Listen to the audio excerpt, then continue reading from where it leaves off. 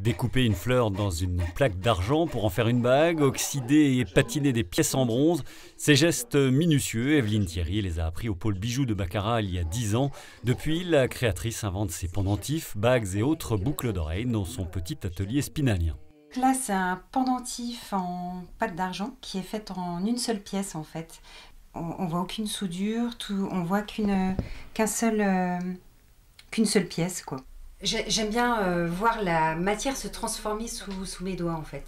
C'est partir d'une plaque, d'un petit bout de terre, de quelque chose d'insignifiant, et de pouvoir voir la création se former sous mes doigts.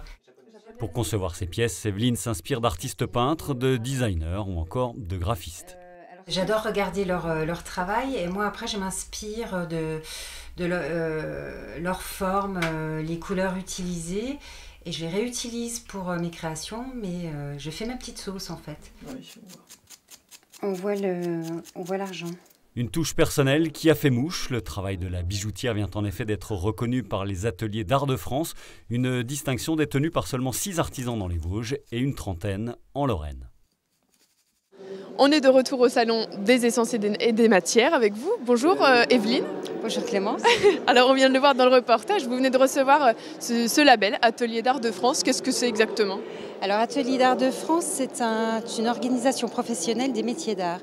Et pour être membre d'Atelier d'art de France, il faut avoir un atelier sur le sol français, maîtriser une technique et un savoir-faire d'un métier d'art, avoir une certaine créativité et sortir des créations de qualité en fait.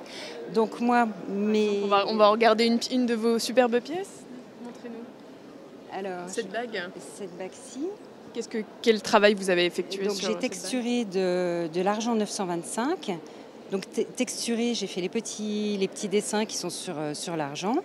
J'ai découpé au boc-fil, donc c'est un geste de bijoutier. Le boc-fil, c'est une petite scie qui permet de découper plusieurs métaux, dont l'argent. Ensuite, il y a eu fixation de la perle d'eau au centre de la fleur, et ensuite soudure par-dessus pour